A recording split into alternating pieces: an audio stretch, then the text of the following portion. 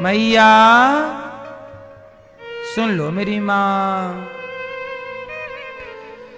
देवराजेंद्र प्रणाम करके चले गए, भागवत जी को तौला, भागवत जी का पलड़ा भारी, तराजू बांधी स्वर्ग के सुखों को भागवत से तौला तो भागवत जी का पलड़ा भारी। तब देवराजेंद्र का घमंड चूर चूर हुआ और चरणों में आके गिरे। इंद्र का भी मान चकनाचूर हो गया भागवत जी के आगे।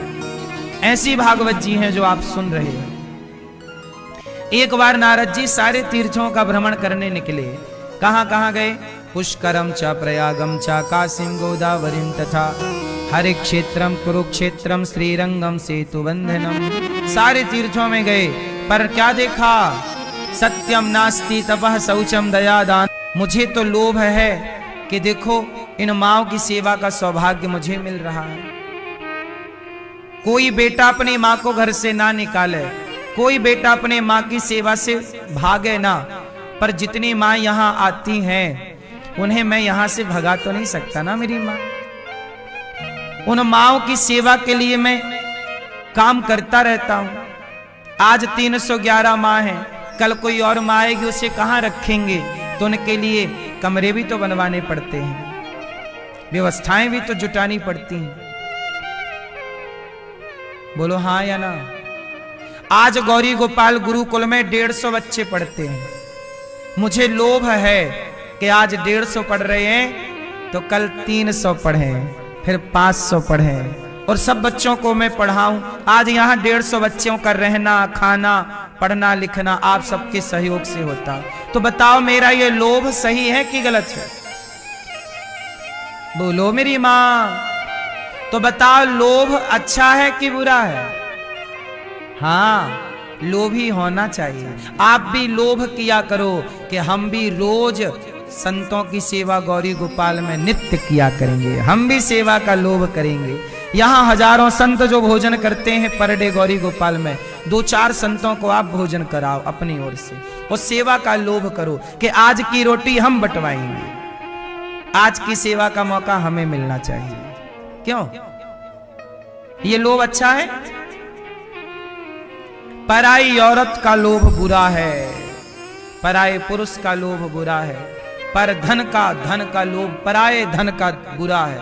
लेकिन आप मेहनत करके कमाओ और मेहनत करके कमाओ और सेवा करो, परिवार की करो, माता के पांव दबाओ, सेवा का लोभ करो। आज मैं मां की खूब सेवा करूंगा, पिता की सेवा करूंगा। लोभ से व्यवस्था चल रही है। हर चीज को गलत दिशा में दे दोगे, गलत दिशा में लगा दोगे तो हर चीज गलत हो जाएगी, और हर चीज की दिशा सही होगी तो हर चीज सही होगी। लोभ सही है यदि सही उपयोग किया जाए तो। कहो मेरी मां, आज गौरी गोपाल गौशाला में लगभग 450 गैया है, 150 के लगभग नंदी। अब बताओ इतनी गाय इतने नंदी, मुझे लोभ है। अभी पता है मैं गायों के भूसा रखने का एक टीन शेड बना रहा हूं और मुझे लोभ क्या है कि 1 साल का गायों के लिए मैं भूसे का स्टॉक कर पाऊं, 1 साल का भूसा इकट्ठा। क्योंकि बार बार भूसा नहीं मिलता ना, गेहूं के सीजन में भूसा मिलता है, तो हमें तो 1 साल के लिए इकट्ठा करना पड़ता है गाय के लिए। हाँ या ना? तो हमें भूसे का तो लोभ करना पड़ेगा ना साहब, नहीं करेंगे तो हमारी गौ माता खाएगी क्या? तो लोभ तो हमें करना ही, क्योंकि 400 से 450 से गैया, 125 से नंदी, लगभग इतना गौवंश है और गैया बढ़ रही हैं और नंदी। अभी नंदियों के रहने के लिए हम एक नंदीशाला बना रहे हैं। क्या करें? यदि छोड़ देंगे तो कसाई ले जाएगा, मार डालेगा। इसलिए हम आपसे भीख मांगते रहते हैं, थोड़ा थोड़ा भूसे का शेड बन रहा है तो आप इसमें सहयोग करो इसके निर्माण में। कि ये देखो, ये गौशाला में भूसे का शेड बनने के लिए तैयारी चल रही है। आप थोड़ा थोड़ा सहयोग करो तो बन जाए। नंदीशाला के लिए टीन शेड डलवाना, छाया तो चाहिए ना, तो नंदीशाला के लिए टीन शेड डालना, थोड़ा नंदीशाला बनानी है, उसमें आप सहयोग कर सकते हैं। गाय के लिए एक हॉस्पिटल बना रहे हैं, सड़कों में जो गाय बीमार मिलती, अब जैसे आपको कहीं गाय सड़क में बीमार मिल गई तो आप देख ही तो सकते हो, अरे राम राम गाय कितनी दुखी है, लेकिन आप कर नहीं सकते कुछ। क्या कर सकते हो? क्या करोगे बताओ? मैं चाहता हूं कि गाय के लिए एक एम्बुलेंस बनाऊं। मुझे एक एम्बुलेंस का, गौ माता के लिए एक एम्बुलेंस का लोभ है कि एक दो एम्बुलेंस होगी तो आसपास कोई गाय सड़कों में यदि बीमार पड़ेगी तुरंत एम्बुलेंस भेजेंगे, गाय को लाएंगे और इलाज कराना स्टार्ट कर देंगे। सड़कों में गाय खड़ी रहती है, ट्रक वाला धक्का मार के चला जाता, एक धक्का लगा तो गाय के पांव टूट जाते हैं, फिर उसे हॉस्पिटलाइज करना पड़ता है। गायों की दवाई में भी पैसा लगता है, उनकी गोलियां दवाई भी महंगी आती हैं। बोलो हाँ। गायों को भी हम लोग समय समय पर टीका लगाते हैं, वैक्सीन लगाते हैं। खुरपका की, मुंह पका की गाय को रोग होता है, खुरपका। अभी कुछ दिन पहले एक रोग चला था गायों को, क्या बोलते थे उसको, लंपी वायरस। लंपी वायरस था, उससे पूरे भारत में लाखों गैया मारी गई थी।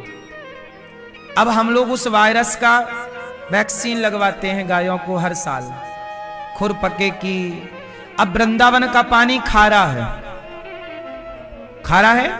अब गाय खारा पानी नहीं दोगे कुछ तो खारा ही पिएगी, लेकिन हम लोग गाय को मीठा पानी बाहर से बुलवाते हैं। 4 टैंकर पानी रोज लगता है, एक टैंकर 400 रुपया का आता है।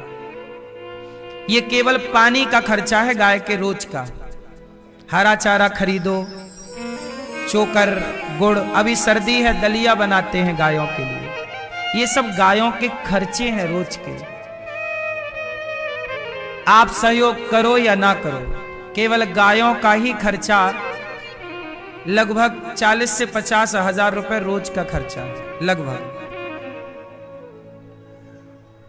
इतनी सारी गाय हैं, गायों के कर्मचारी हैं, गोबर उठाने वाले, सानी बनाने वाला। भूसा खरीदो, आज बाजार में भूसा 20 रुपए 22 रुपए किलो मिल रहा है, बल्कि और ज्यादा। 20 रुपए 22 रुपए 1 किलो भूसा, और गाय को रोज लगभग 4 किलो भूसा चाहिए पर डे एक गाय को।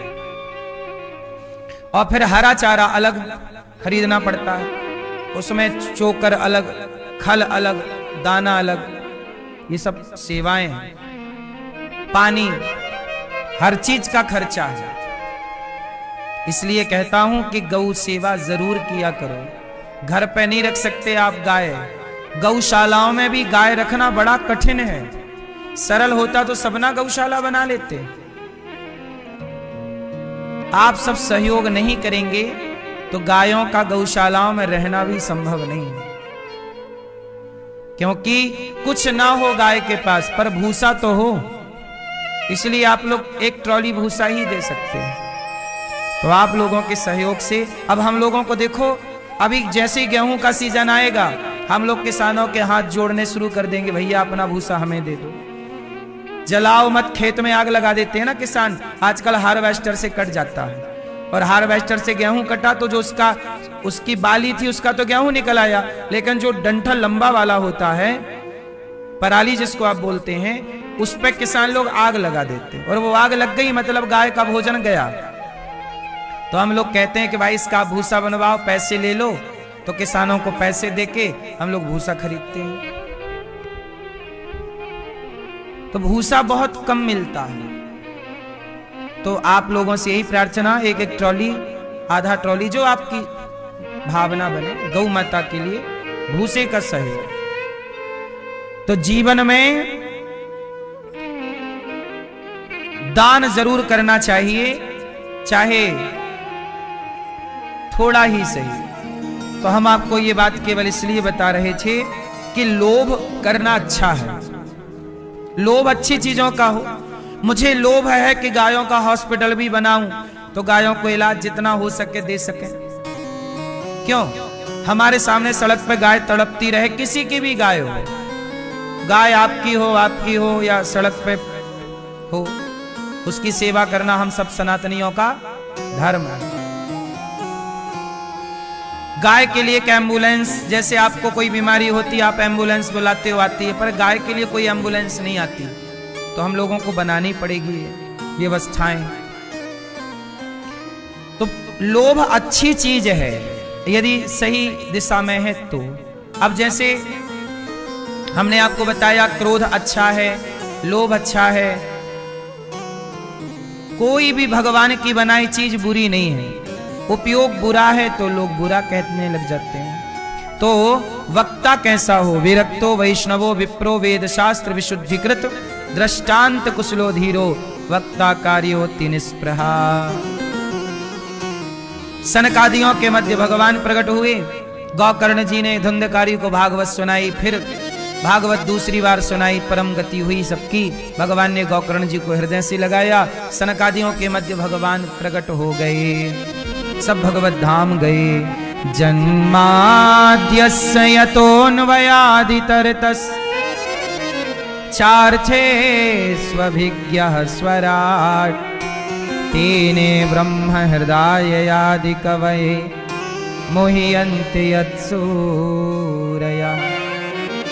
तेजो वारिमृदां यथा विनिमयो यत्र त्रिसर्गो मृषा धाम्ना स्वेन सदा निरस्तकुहकं सत्यं परं धीमहि।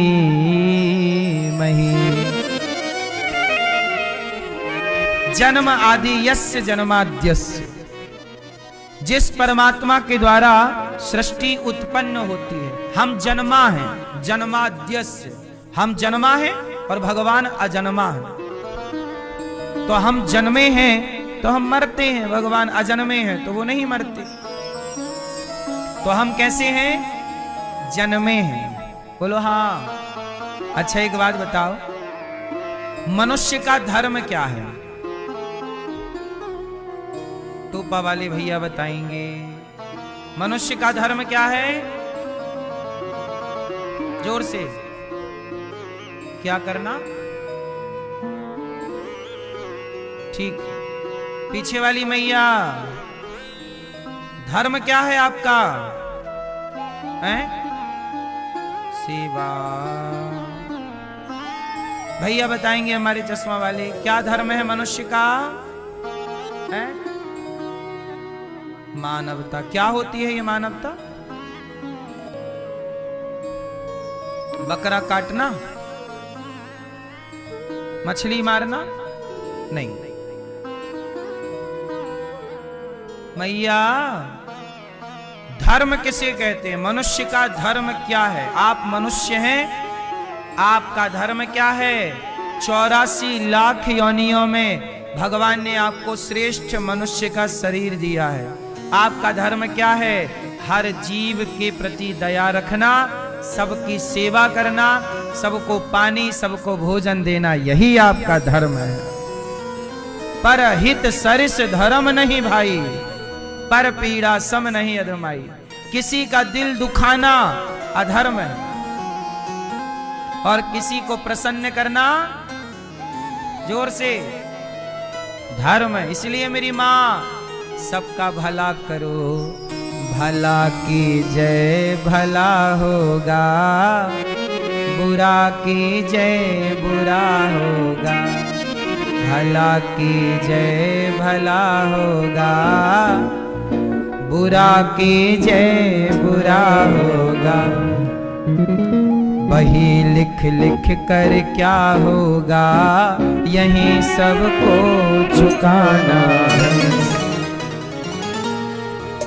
भला की जय भला होगा, बुरा की जय बुरा होगा। भला करने से भला होगा, बुरा करने से। हमारा धर्म है सबका, सबका क्या करो? बुरा। सबका हाँ। भला किसी का कर न सको तो बुरा किसी का मत करना। पुष्प नहीं बन सकते हो तुम, कांटे बन कर मत रहना। घर न किसी का बसा सको तो झोपड़ियां न जला देना।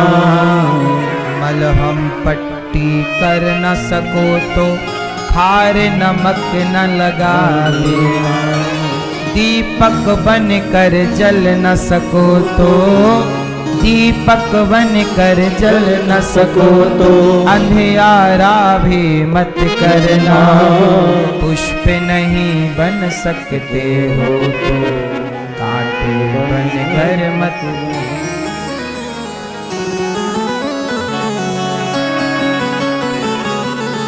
क्यों मैया? घर न किसी का बसा सको तो झोपड़ियां न जला देना। मलहम पट्टी कर न सको तो खार नमक न लगा देना। दीपक बन कर जल न सको तो अंधियारा भी मत करना। पुष्प नहीं बन सकते हो तो कांटे बन कर मत रहना। तो मनुष्य का धर्म है क्या करना? दया, सबका भला। सर्वे भवन्तु सुखिनः सर्वे सन्तु निरामयाः। सब सुखी रहे। मैं ऐसा कोई काम ना करूं कि आपको दुख मिले, मैं ऐसे काम करूं कि आपको सुख मिले। इसलिए दास अनिरुद्ध कथा भी सुनाता है और आपको बीच बीच में हंसाता है कि हंसाऊं, आपको खुशी मिले। यही धर्म है। रुलाऊं ये धर्म, इसलिए हम हंसते और हंसाते रहते हैं। वृद्ध माओं की सेवा करते हैं। हमारे सेवा से यदि किसी को खुशी मिले तो बुराई क्या है? हम किसी के काम आए, क्यों मेरी मां? अच्छा ये बताओ, भगवान साकार है कि निराकार? साकार भी और निराकार भी। भगवान साकार है कि निराकार? क्या है आप बताओ? दोनों है कि नहीं? क्यों भाई आपके हिसाब से भगवान साकार कि निराकार? क्या है? क्या है? क्या मैया?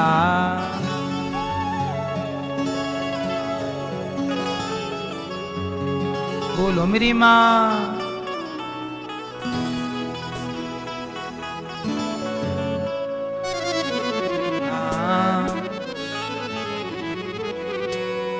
भगवान साकार भी है। साकार मतलब जिसका कोई आकार है, और निराकार मतलब जिसका कोई आकार।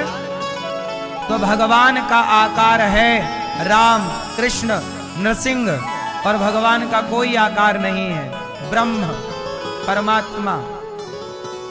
तो वो निराकार भी जब चाहें तो उनका कोई आकार ना हो, और जब चाहें तो वो अपना एक आकार ले सकते हैं। तो भगवान दोनों सामर्थ्य रखते हैं, चाहे निराकार की उपासना चाहे साकार की। सगुण ही अगुण ही नहीं कछु भेदा, कोई भेद नहीं है।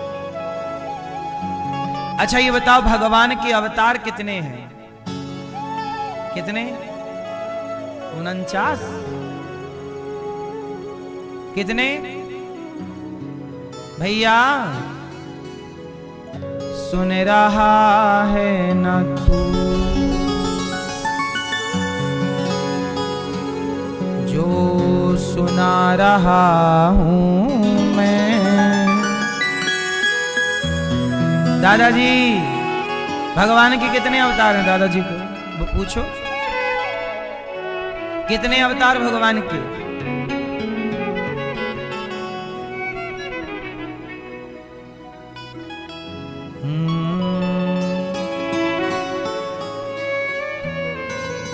तेरा मुस्कुराना भला कैसे भूलें।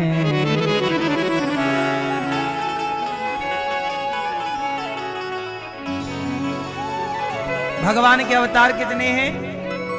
24, 24। 24 अवतार, 24 अवतार भगवान के हैं। कभी वो राम बन जाते हैं, कभी वो कृष्ण बन जाते हैं, कभी वो नृसिंह बन जाते हैं, कभी वो वामन बन जाते हैं, कभी मत्स्य मछली बन जाते हैं, कभी कच्छप कछुआ बन जाते हैं, कभी वाराह बन जाते हैं। बोलो हाँ, अनेक रूप हैं। अच्छा, भगवान ने अनेक रूप क्यों लिए? 12 अवतार इसलिए लिया कि 12 मतलब 12 रूप में जो सुअर इत्यादि हैं, इनको ये ना लगे कि भगवान हमारे नहीं हैं, भगवान इनको भी ये लगे कि भगवान हमारे हैं। समुद्र में रहने वाले मछली को ये ना लगे कि भगवान हमारे नहीं हैं, तो मछली बन गए ताकि मछलियों को ये लगे कि भगवान हमारे हैं। कछुआ को ये ना लगे, कछुआ प्रजातियों को, कि भगवान हमारे नहीं हैं, इनको भी लगे भगवान हमारे हैं। स्त्रियों को ये ना लगे कि भगवान हमारे नहीं, इसलिए स्त्रियों के लिए भगवान एक बार स्त्री बन गए। क्या बने? क्या नाम पड़ा भगवान का? स्त्री। मोहिनी अवतार। स्त्री कौन सा अवतार मानी जाती है? तो आपकी पत्नी भी भगवान का ही एक अवतार है, मोहिनी अवतार। बोलो हाँ, आपकी पत्नी है तो आपको मोहित करती है कि नहीं?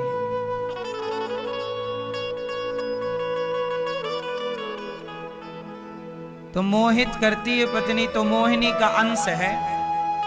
हर स्त्री में मोहिनी भगवान का अंश है, इसलिए स्त्री मोहित। वही स्त्री है जो अपने पति को मोहित कर ले। आप ना मोहित करोगी तो पड़ोसन मोहित कर लेगी, है? इसलिए मैया अपने अपने वाले को मोहित किए रहना, वरना पड़ोसी बैठी है बिल्कुल ताक में, सामने वाली खिड़की में एक सूर्य का टुकड़ा रहता है।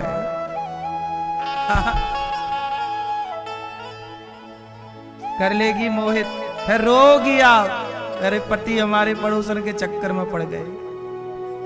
आप कर नहीं पाई मोहित, पड़ोसन सफल हो गई। बोलो हाँ। तो स्त्री के अंदर कौन सा गुण है? मोहिनी भगवान का अंश है, इसलिए स्त्री के अंदर मोहित करने की क्षमता है। स्त्री केवल पुरुषों को देख के ऐसे बस कर दे, ही।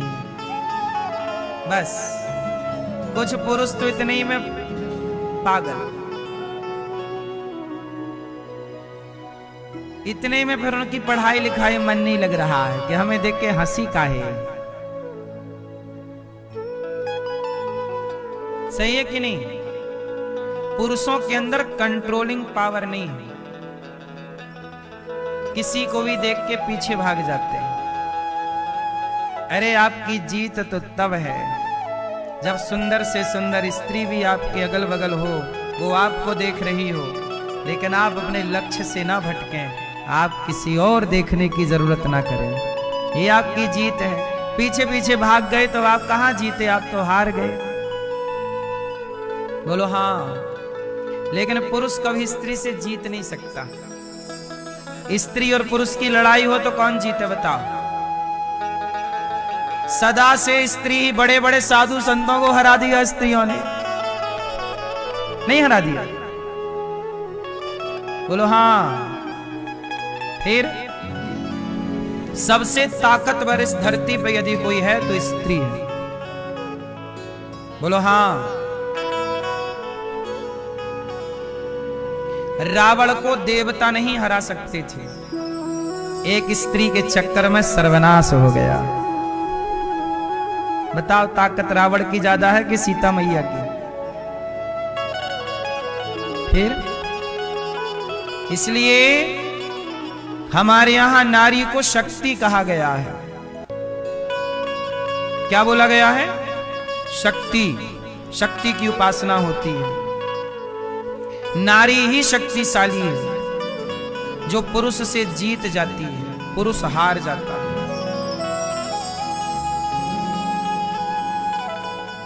इसलिए नारी इतनी शक्तिशाली है कि पुरुष से जीत जाती है, फिर भी नारी का बड़प्पन देखो कि पुरुष के पांव दबाती है।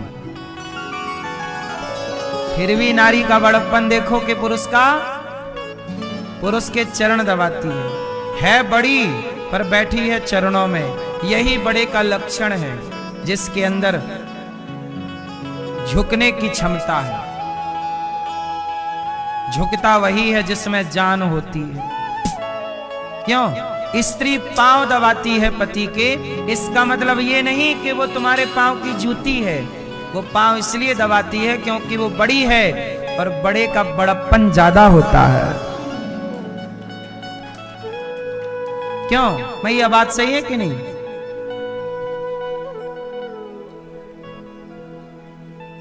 सच बताओ मैं, आपके पति आपसे जीत जाते हैं कि हार जाते हैं? मैया आपकी लड़ाई होती है पति से? नहीं। पति कहाँ है? कहाँ? ये तो बेचारे पहले ही हारे हैं। ये क्या जीतेंगे आपसे?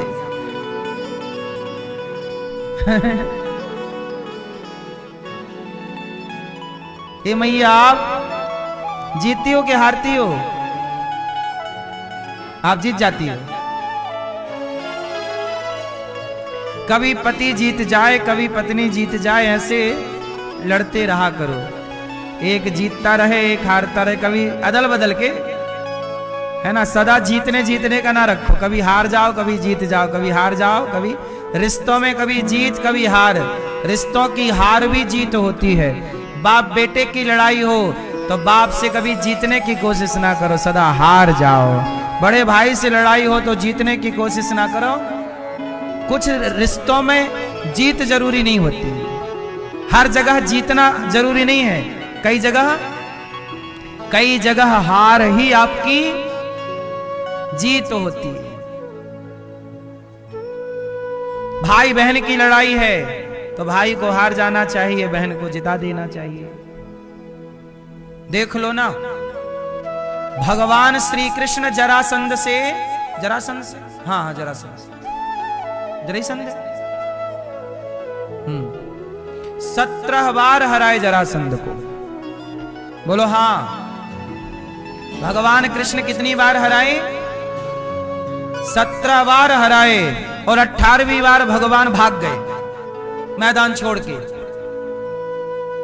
अब जो 17 बार जीते तो एक बार भाग काहे गए? लड़ते लड़ते भगवान बोले बलराम जी चलो भागो भागो। भगवान बलराम जी बोले नाम खराब हो जाएगा, क्या कहेंगे लोग, भाग गए। अरे प्रभु, हर जगह जीतने की थोड़ी, इस बार हारने का मजा लो, चलो। भाग गए। क्यों भाग गए? पता है क्यों भाग गए? जरासंध ना 17 बार हार चुका भगवान कृष्ण से, तो परेशान हो गया। एक दिन क्या हुआ कि उसने सारे ब्राह्मणों की मीटिंग बुलाई। सारे ब्राह्मण आओ हमारे राज्य के। सारे ब्राह्मणों को बुलाया। इतना ही बड़ा हॉल था, इससे भी बड़ा।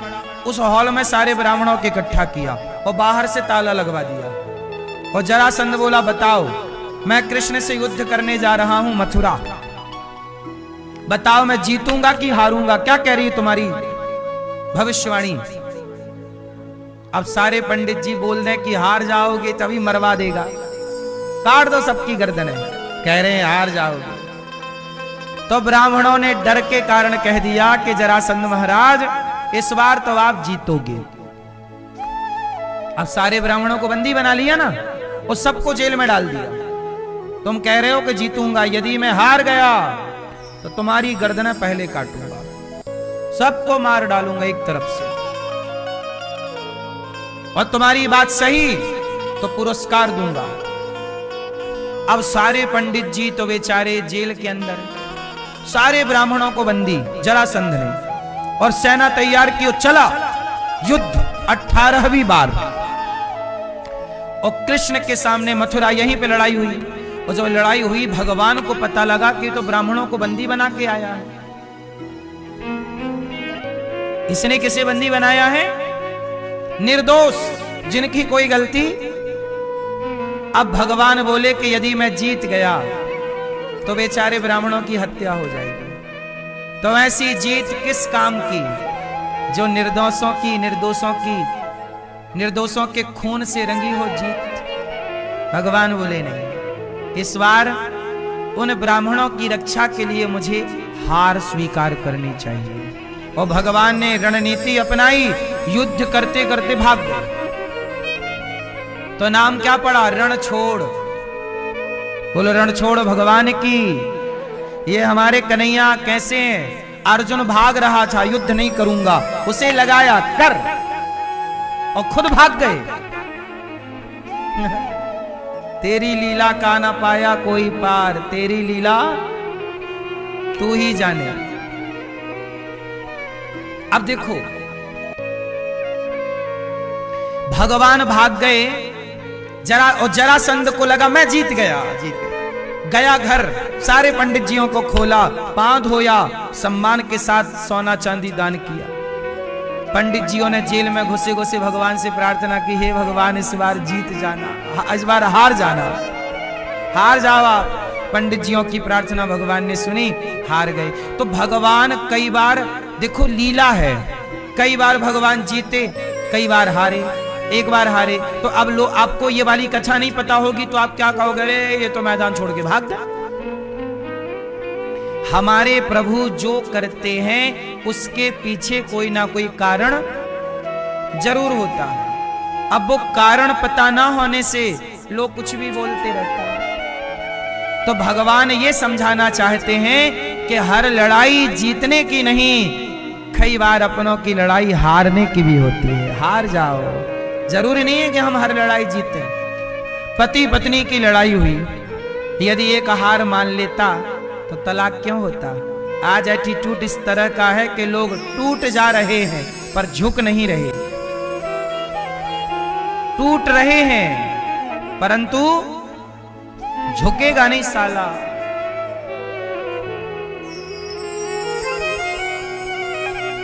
झुक नहीं रहे हैं। क्यों? झुकता वही है जिसमें जान होती है। भगवान कृष्ण ने ये सारी लीला की। अच्छा, भगवान ने अपनी प्रतिज्ञा तोड़ी एक बार। क्या? महाभारत में भगवान कृष्ण की प्रतिज्ञा थी, मैं अस्त्र शस्त्र नहीं उठाऊंगा। और भीष्म पितामह ने बोला कि मैं उठवा के रहूंगा। तो पितामह की प्रतिज्ञा को रखने के लिए भगवान ने अपनी प्रतिज्ञा तोड़ दी और भगवान ने रथ का पहिया उठा लिया। रथ का पहिया उठा के दौड़े। बोलो हाँ। मानो भगवान कहते हैं जैसे बच्चों की जिद के आगे माता पिता अपनी जिद छोड़ देते हैं, ऐसे भक्त की जिद के आगे भगवान अपनी जिद छोड़ देते हैं। भगवान भी अपना नियम बदल लेते हैं भक्तों के लिए। इतना प्यार करते हैं भगवान। इसलिए कहता हूं कि भगवान आपसे इतना प्यार करते हैं तो आप भी भगवान से प्रेम कीजिए। भगवान के 24 अवतार हैं। हर अवतार की एक विशेषता है। भगवान का अवतार सेवा के लिए हुआ। अब देखो ना, सुदामा जी, सुदामा जैसे गरीबों को भी गले लगाना चाहिए, ये कौन सिखाएगा? तो भगवान कृष्ण को अवतार लेना पड़ा, भगवान नारायण को, और कृष्ण बन के आना पड़ा और सुदामा को गले लगाकर समाज को बताना पड़ा कि मैं गले लगाता हूं गरीबों को, तो आप भी गरीबों को गले लगाइएगा। वरना वहां बैठे बैठे बोल देते गरीबों को गले लगाओ, कहने से नहीं होता। भगवान ने करके दिखाया। सुदामा जैसों को गले। सुदामा ने एक मुट्ठी चिवड़ा दे दिया, खा लिया भगवान। भगवान कहते हैं भक्त जो देगा वो स्वीकार है। इसलिए आपसे मेरी प्रार्थना है कि सुदामा ने अन्न दान किया भगवान को, सुदामा जैसों को गले लगाया, तो आप भी सबको गले लगाओ। सुदामा ने अन्न दान दिया, भगवान ने भी अन्नदान की महिमा आपको बताई। जीवन में अन्नदान जरूर करना चाहिए। गौरी गोपाल आश्रम में आप सबके दान से हमारी 311 वृद्ध माओं को भोजन मिलता है। आप भी यदि सहयोग नहीं करेंगे तो उन माओं को रोटी देगा कौन। आज हम आपका परिचय एक मां से कराएंगे। एक ऐसी मां जो मां अपने बच्चों के लिए सब कुछ करती है। मां ने तो अपना फर्ज निभाया, बच्चों की परवरिश की, पढ़ाया लिखाया, तेल मालिश की, लेकिन जब बच्चों को कर्तव्य अपने ऋण चुकाने का समय आया तो बेटा भाग रहा है अपनी जिम्मेदारियों से। आज समाज की हालत क्या है मेरी मां? मां बाप तो अपना कर्तव्य पूरा कर रहे हैं, पर बच्चे अपना कर्तव्य पूरा, बहुएं अपना कर्तव्य पूरा नहीं कर रही हैं। सब लोग अपना अपना कर्तव्य करते तो माताओं को वृद्धाश्रम क्यों आना पड़ता? हमें वृद्धाश्रम क्यों बनाना पड़ा? कोई खुशी से शौक से नहीं बनाए। समाज की जब जरूरत देखी, इन बेसहारा माओं को देखा कि कोई सहारा दूर दूर तक नहीं है, न परिवार का न रिश्तेदारों का, तब ये मां कहां जाएं? जब तक इनका शरीर चला खूब काम किया, खूब मेहनत की, लेकिन कितना शरीर चलेगा? बुढ़ापा सबका आता है, और बुढ़ापे में फिर किसी से काम नहीं होता। हाँ या ना? ये हमारी माँ है, 82 साल की है, 82। मैया के बच्चे हैं, बेटा है, पर सेवा करने के लिए तैयार नहीं। ये हमारी माँ है जिन्होंने कोई कमी नहीं छोड़ी बच्चों को पढ़ाने में, लिखाने में, काबिल बनाने में। पता नहीं बच्चे क्यों जिम्मेदारी नहीं पूरी करना चाहते। मैया कैसी हैं आप? ठीक है, आपकी कृपा से महाराज हम तो बहुत बहुत खुशी है, क्योंकि भगवान ने हमको बेटे वो नहीं दिए हैं, आप हमारे बेटे हो, और आपसे हम इतनी प्रार्थना करते कि हे भगवान, ये मेरे बेटे को बहुत बहुत बहुत आशीर्वाद दो, और मेरे बेटे को अच्छे से सब संस्कार जैसे माँ देती है ऐसे आपको माँ ने संस्कार दिए हैं। मगर लेकिन हमारे बेटों ने वो कोई जान नहीं किया। हमने भी हमारे बेटों को संस्कार दिया है, ऐसा नहीं कि नहीं दिया, मगर लेकिन बहुओं के वजह से वो फेल हो गए। बहुएं जो कहती वही मानते हैं। कितने बेटे हैं? 2 बेटे हैं। 2 बेटे हैं। हाँ। तो दोनों की बहुएं ऐसे ही? हाँ। तो बेटा नहीं चाहता सेवा करना? नहीं, बहुएं बोलती हो जाओ, अब तुम्हारा कोई काम नहीं है। जब तक के उनके बेटे को नौकरी, पोतों को नौकरी जब तक के लगी, तब तक के माँ बहुत अच्छी थी। माँ की रात दिन माँ का जाप चलता था। और जब पोते को नौकरी लग गई, मेरा छोटा बेटा कुछ भी काम नहीं करता था। मैंने बहू को, 2 पोते को मैंने खुद पाला है अस्पताल में रह के। और जब वो बेटे को, पोते को नौकरी लग गई तो बोले अब तेरा कोई काम नहीं है, बोले तू चली जा। मैंने कहाँ जाए? जा बोले तेरे बड़े बेटे के पास में। बड़ा बेटा बोले तूने तो वो बच्चों के लिए कष्ट किया, मेरे बच्चों के लिए तूने क्या किया? मैंने बेटा तेरे को तो नौकरी थी, बैंक में नौकरी थी, अब इसको नौकरी नहीं थी करके इसके बच्चों को मेरे को पालना पड़ा, लिखाना पड़ा, तो मैं क्या कर सकती? तो बोले जा उसके पास में ही चली जा। उसके पास में आई के बोलते उसके पास चली जा। अब मैंने सोच लिया, मैं अस्पताल में थी तो उसके बाद में फिर 4 साल अस्पताल में रही, और अस्पताल में रह के ये तुम्हारी कथा सुनने के बाद में मैं यहाँ आ गई। छोटा बेटा बोल रहा है माँ से कि बड़े बेटे के पास जाओ, बड़ा बोल रहा है छोटे के पास जाओ। एक माँ ने 2 बेटों को पाल लिया, पर 2 बेटों से एक माँ नहीं पाली जा रही है।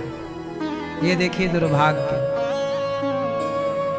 2 बेटों को एक माँ ने मजदूरी करके, काम करके पाला, पढ़ाया लिखाया, सरकारी नौकरियां दिला दी। अब उनसे एक माँ नहीं पाली जा रही। जब अपनों ने साथ नहीं दिया तब ये माँ कथा सुनती थी टीवी पर, और माँ को भरोसा था कि अपना बेटा भले साथ ना दे, पर वृंदावन में गौरी गोपाल भगवान साथ जरूर देंगे। और ये गौरी गोपाल भगवान की शरण में मैया आई और ये यहाँ पर इनको सेवा हो रही है। कितने वर्ष हो गए मैया आपको यहाँ? 5 साल हो गए महाराज। 5 साल। 5 साल हो गए। 5 सालों से मैया यहाँ रह रही हैं। इन 5 वर्षों में ना तो बेटे ने अपनी गलती स्वीकार की, ना लेने आया, ना कोई बात। मैया आपको यहाँ कोई तकलीफ तो नहीं है? नहीं बेटा, कोई तकलीफ नहीं है। सब बातों की सुविधा है, दवाई, पानी, नाश्ता, चाय, खाना पीना, दोनों टाइम दूध सब कुछ मिलता है। दुख दर्द हो जाए तो अस्पताल में भी लेके जाते हैं, बड़े से बड़ा इलाज भी करते हैं। सब बातों की सुविधा है। इन माँओं को समय से भोजन, समय से नाश्ता, समय से दवाई, समय से कोई ज़रूरत पड़ जाए तो हॉस्पिटल, ये सारी सेवाएं हैं। आज वर्तमान में ऐसी 311 माताएं हैं। आप लोगों ने दर्शन किया कि नहीं वृद्ध माँओं का? नहीं किया हो तो अवश्य कीजिएगा और आप भी उन माँओं का सहारा जरूर बनिएगा। जिन माँओं के अपनों ने सहारा नहीं बन पाए, साथ नहीं दे पाए, हम आपसे केवल इतनी सी प्रार्थना करते हैं कि आप इन माँओं को भोजन दीजिएगा। आज का भोजन आप करा सकते हैं, कल का भोजन आप करा सकते हैं, नाश्ता करा सकते हैं माँओं को, रात्रि का दूध दे सकते हैं माँओं को। सवेरे से यहाँ पर संत लोग आ जाते हैं, फुटपाथ पर जो संत लोग रहते हैं, सभी संतों को यहाँ भोजन दिया जाता है। सबको भोजन की सेवा होती है। आज की सेवा, कल की सेवा संतों की आप कर सकते हैं कि अन्नदान हम करेंगे। एक दिन की सेवा अपने बेटे के, बेटी के जन्मदिन पर आप भी, एक माघ का महीना चल रहा है, अभी प्रयागराज में भी माघ मेले में वहां भी अन्न क्षेत्र चल रहा है, गौरी गोपाल जी का अन्न क्षेत्र। वहां भी जितने दर्शनार्थी आ रहे हैं सब अधिकाधिक प्रसाद पाने गौरी गोपाल जी की रसोई में आ रहे हैं। तो आप माघ मेले में भी जो अन्न क्षेत्र चल रहा है, यदि माघ में आप दर्शन करने नहीं पहुंच पाए, संगम में स्नान करने नहीं पहुंच पाए, तो आप अपनी ओर से अन्नदान कर। ये देखो वहां की तस्वीरें हैं, तो आप भी वहाँ जो सेवा चल रही है माघ मेला प्रयागराज में, तो आप भी भोजन का दान कर सकते हैं कि हम दर्शन करने नहीं जा पाए प्रयागराज, तो जो दर्शन करने जा रहे हैं उनको आपकी ओर से भोजन। वहाँ भी लंबी लंबी लाइन लगती है, सब लोग भोजन के लिए खड़े हैं, सब दर्शनार्थी हैं। देखो अन्नदान से बड़ा दान क्या होगा। यदि आप इस योग्य हैं तो अवश्य कीजिएगा। संतों की सेवा गौरी गोपाल आश्रम में यहाँ भी अखंड रसोई चल रही है। आप में से कितने लोगों ने प्रसादी पाई? 30,000 लोग पर डे भोजन करते हैं यहाँ पर। आप भी एक दिन का भोजन बंटवाओ कि आज की सेवा हम करेंगे। गौरी गोपाल गुरुकुल में 150 बच्चे पढ़ते हैं, बच्चों को भोजन आप दे सकते हैं। यहाँ की सेवाएं आप देखिएगा। अभी वृद्ध पिताओं के लिए और जो फुटपाथ पर संत लोग हैं, इन संतों के लिए एक संत निवास बना रहे हैं। आप भी सहयोग कर सकते हैं तो थोड़ा थोड़ा संत निवास के लिए, उस संत निवास के निर्माण के लिए कार्य कीजिएगा, सहयोग कीजिएगा। ईश्वर ने जिस योग्य बनाया हो आप भी नाम लिखाइएगा। मैया अब आप यहीं रहना, ये दास अनिरुद्ध आपका तीसरा बेटा बनकर, हम सब आपके बेटा बेटी बनकर सेवा करेंगे। कुछ भक्तों ने सहयोग किया है, आप ऐसे दानवीर महापुरुषों के नाम श्रवण करते हैं। आपको भी ईश्वर ने देने के योग्य बनाया हो तो अवश्य दीजिएगा। जिस लायक ईश्वर ने बनाया हो सेवा से जरूर जुड़िएगा। आप भी सेवा नहीं करेंगे तो न माँओं का सहारा कौन बनेगा। राधे राधे। बोलिए सद्गुरुदेव भगवान की।